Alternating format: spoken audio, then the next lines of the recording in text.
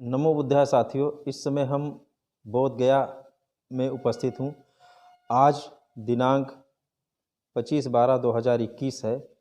इस समय शाम के 6:30 बज रहे हैं। उनसे जानकारी लेना चाहता हूँ क्योंकि इनके माध्यम से ऐसे ऐसे जगह गए हैं जहाँ कोई आज तक धम्म का उपदेश देने, जहाँ अभी तक कोई भंते नहीं पहुँचे हैं या कोई आचार्य लोग नहीं पहुँचे हैं जो धम्म का उपदेश देते हों। गरीब मलिन बस्तियों में जा कर के बच्चों को निःशुल्क शिक्षण संस्थान का कार्य करते हैं और किए हैं। निःशुल्क शिक्षण संस्थान खोल रखे हैं। इसी क्रम में हम भंते गुरु जी से जानकारी लेना चाहते हैं। मैं पिछली बार भी पिछले मंथ में भी बोध गया आया था। संजोग था कि मुलाकात नहीं हो पाई थी, लेकिन आज भंते जी से मुलाकात हो गई है, तो उनसे कुछ इस संदर्भ में जानकारी लेना चाहता हूँ। वंदना भंते जी। मंगल हो। मेरा नाम भिक्षु राहुल रत्न है। मैं बोधगया का ही हूँ, लेकिन पिछले 17 सालों से मैं ताइवान में था।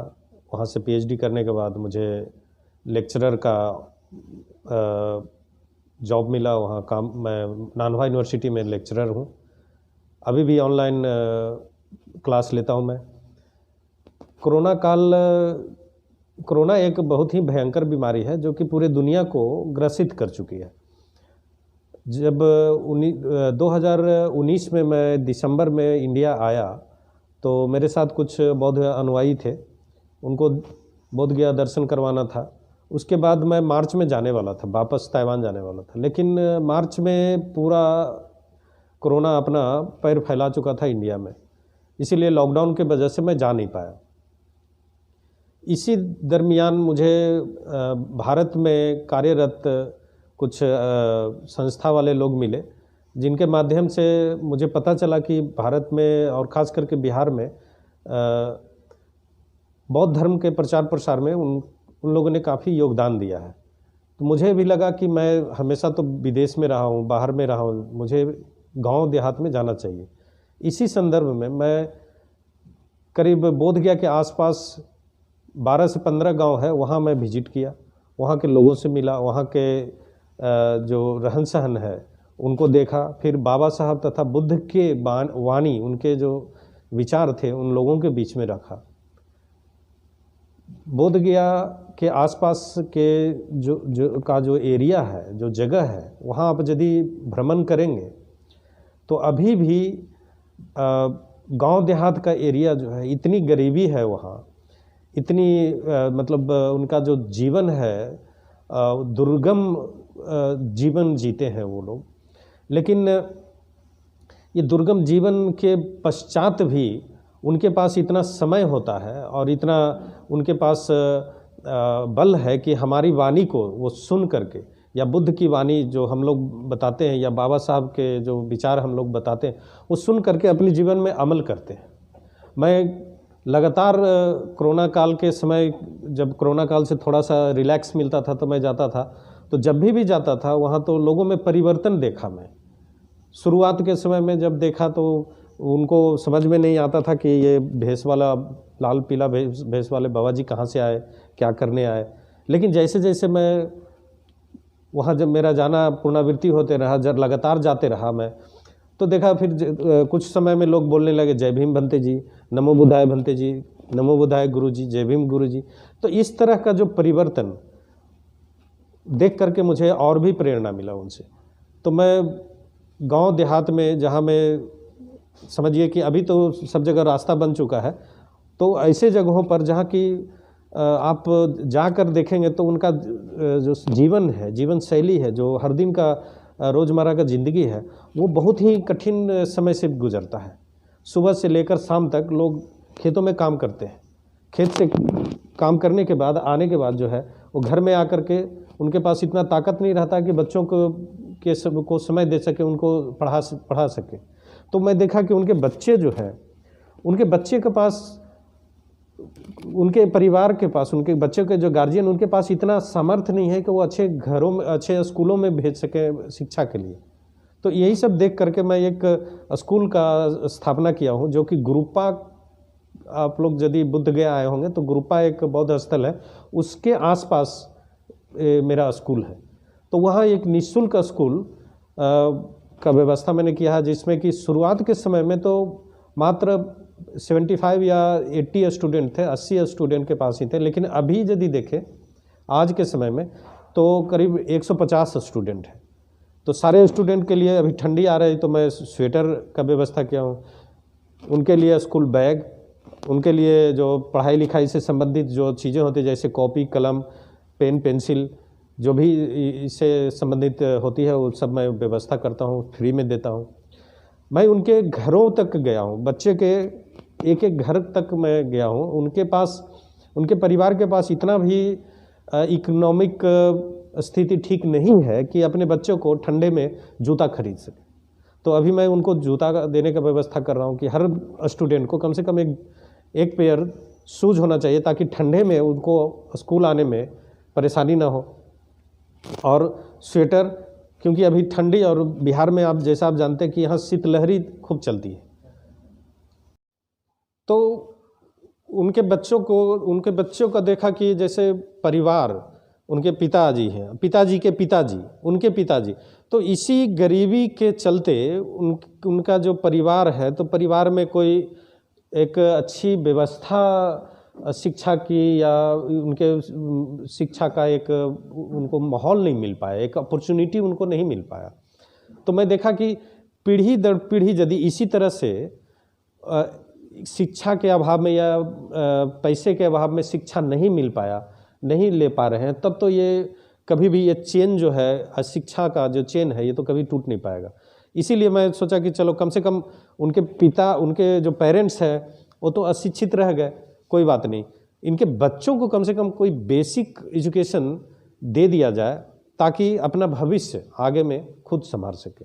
यही सब चीज़ को मैं देख करके मैंने डिसाइड किया कि अब मुझे वापस ताइवान नहीं जाना है, अस्थायी रूप से इंडिया में ही रहना है, भारत में ही रहना है, और ख़ास करके बिहार में जहाँ बहुत ही पिछड़े लोग हैं, वैसे समाज में जा कर के शिक्षा देना है, वैसे समाज में जा कर के बुद्ध और बाबा साहब के जो वाणी है उनको उनके तक पहुंचाना है, ताकि उनमें एक सामाजिक चेतना जग सके, उनमें शिक्षा के प्रति, स्वास्थ्य के प्रति, इकोनॉमिक हालत जो खराब है उसके प्रति एक चेतना जग सके, ताकि वो अपने जीवन को आगे बढ़ा सके। अच्छा भंते जी, एक और जानकारी हम लेना चाहते हैं। कोरोना काल में तमाम जगह कोई हिंदू मठ के कोई भी साधु संत नहीं मलिन बस्ती में जा कर के अनाज थैली का या कुछ रुपए पैसे ज़रूरतमंद लोगों को बांटे हों, ऐसा कोई जानकारी नहीं मिला है सोशल मीडिया के माध्यम से या कहीं वैसे समाचार के माध्यम से। लेकिन मैं देखा हूँ तमाम धम्म अनुयायी, उसी में आप भी बहुत जगह आपने भी लगातार कोरोना में गरीब बस्तियों में जाकर के आपने बांटा है, अनाज, चावल, दाल और भी ज़रूरतमंद चीज़ें आपने दी है दान में, सभी बस्तियों में जाकर के तमाम जगह आप, तो इस पर क्या कहेंगे? हम बौद्ध भिक्षु जो भी सीखते हैं वो बुद्ध से ही सीखते हैं। बुद्ध के वाणी को हम लोग अपने जीवन में उतारते हैं और उनकी भी वाणी हम लोगों को तक जन जन तक पहुंचाते हैं। आपको पता होगा कि त्रिपिटक में बुद्ध के समय में एक ऐसी घटना हुई जो कि त्रिपिटक में दर्ज है, इसको आप देख सकते हैं कि वैशाली यहाँ से करीब 125 किलोमीटर दूर है, पटना के बाद आती है वैशाली। उस वक्त एक देश हुआ करता था बुद्ध के समय में, वहाँ भी बुद्ध के समय में एक ऐसी घटना घटी जो कि आज की घटना से के बराबर है। उस वक्त भी वहाँ एक महामारी फैली, बहुत तेज महामारी, इतनी तीव्र महामारी थी कि आपको वैशाली के गलियों पे, सड़कों पर लाशें ही लाशें नजर आता था। और उस महामारी से जनता से लेकर के राजा तक को परेशानी आ गई थी। राजा को भी पता नहीं चल रहा था कि अब क्या करें ऐसी महामारी।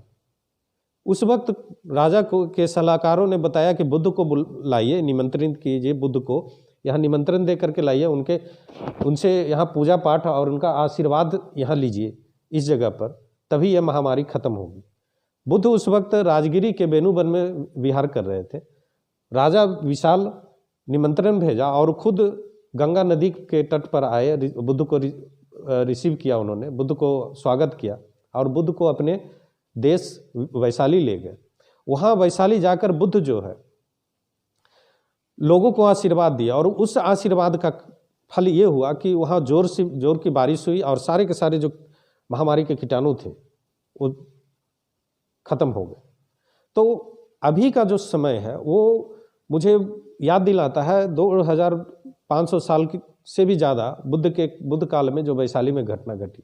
तो वैसे महामारी के समय में भी बुद्ध एक सेकंड के लिए भी ये भी नहीं सोचे कि हम जाएंगे हमको भी वो बीमारी हो जाएगा। तो हमारा प्रेरणा का स्रोत, हमारा जो काम करने का, हमारा जो धम्म प्रचार प्रसार का है, तो हम ये नहीं देखते हैं कि भाई इतना परेशानी है हम कैसे जाएं। हम ये नहीं देखते हैं कि आगे वाला मुझे बुला रहा है तो हो सकता है आगे वाले की जो बीमारी है मुझे भी लग जाए। हमारा उद्देश्य ये रहता है कि हम जितना यथासंभव हो सके लोगों की मदद कर सके, जन जन तक बुद्ध की वाणी को पहुंचा सके, जन जन तक चेतना, सामाजिक चेतना ला सके। यही सब चीज़ को देखते हुए जब मैं दूसरा दौर हुआ कोरोना का, उस वक्त मैं कई गांव ऑलरेडी विजिट कर चुका था, करीब 12-13 गांव ऑलरेडी विजिट कर चुका था। तो गांव में जाकर के देखा कि बहुत सारे वहाँ दिहाड़ी मजदूर हैं, हर दिन में एक दिन काम करते हैं तो जो मजदूरी मिलती है उसी से उनका घर चलता है। तो यदि 2 दिन काम नहीं करें तो तब तो ठीक है, लेकिन एकाएक यदि 1 महीने तक उनको काम नहीं मिलेगा तो उनके घर में प्रॉब्लम आ जाता है। वो हमारे समाज में दूसरे लोगों की तरह संपन्न नहीं है कि एक बैंक बैलेंस रखा हुआ है, एटीएम से जाओ पैसा निकालो खर्चा करो। तो वो दिहाड़ी मजदूरों का जो स्थिति था वो देख करके मुझे लगा इनका तो हालत बहुत ख़राब है। तो मैं वैसे जब दूसरा कोरोना काल है उस वक्त हमने 5000 गाँव में 5000 घरों में करीब बोध गया के आसपास 12-13 गाँव, उसके बाद राजगिरी के पास आप लोग सभी जानते होंगे गलहौर घाटी, जहाँ के दशरथ मांझी का जन्म हुआ और वहीं वो उनका कर्म भूमि है। तो उस घाटी के आसपास करीब 20 गांव पड़ता है। वो 20 गांव के हर घर में हमने राशन बांटा। राशन में कम से कम 1 से 2 हफ्ते का सामान हुआ करता था। उसमें खाने पीने की सारी सामग्री थी, जो बेसिक रिक्वायरमेंट है वो हमने पूरा किया। तो इससे भी हम यही सीखते हैं कि जैसे जहाँ जहाँ मैं गया लोगों में एक बड़ा परिवर्तन देखा। शुरू में जैसे मैं बताया कि देखने के साथ में लोग आश्चर्यचकित रहते थे कि ये गुरुजी कहाँ से आ गए, बाबा जी कहाँ से आ गए, इनको कैसे नमस्ते किया जाए। लेकिन जब मैं दूसरी बार तीसरी बार जब जाता था गांव में तो लोग बोलते थे जय भीम गुरुजी, जय भीम भंते जी, कैसे हैं भंते जी, नमो बुद्धाय भंते जी। तो ये एक जो परिवर्तन मैं देखा इससे मुझे काफ़ी प्रेरणा मिलता और इससे मुझे शक्ति भी मिलता है कि और से ज़्यादा मैं इस सामाजिक काम को आगे बढ़ा सकूं। यही सब चीज़ को लेकर मैं गांव देहातों में जाता हूं और जहां जाता हूं तो बुद्ध और बाबा साहब की वाणी, उनके जो विचार हैं खुद में परिवर्तन लाने का, संघर्ष करने का और यथासंभव हो सके, यदि हो सके तो दूसरे को मदद करने का, ये सब विचार मैं लोगों के बीच में रखता हूँ। बोध गया में फिलहाल की आज की जो स्थिति है अभी तो थोड़ा ठीक ठाक भी है, लेकिन यदि हम देखें जब कोरोना फैलता है तो बोध गया के आसपास के जो जनता है, जैसे मैंने बताया कि जो गांव में मैं गया तो वो सारे गांव वाले भी बोध गया की तरफ ही आते हैं ताकि यहाँ से उनको कुछ मदद मिल सके। मुझे बहुत सारे लोग फ़ोन भी करते हैं, लोग मेरे पास भी आ जाते हैं कि भाई मुझे गुरुजी ये अभी मैं समस्या में चल रहा हूँ, मुझे मदद किया जाए। तो अभी की जो समस्या, अभी दिसंबर चल रहा है, उनके लिए मैं 500 कंबल का व्यवस्था कर चुका हूँ और यही 1 हफ्ते के अंदर उनके गांव में जा कर के मैं जिनको जो ज़रूरतमंद है, जो सबसे ज़्यादा ज़रूरतमंद है, उनको मैं कंबल वितरण करूँगा। मंगल हो।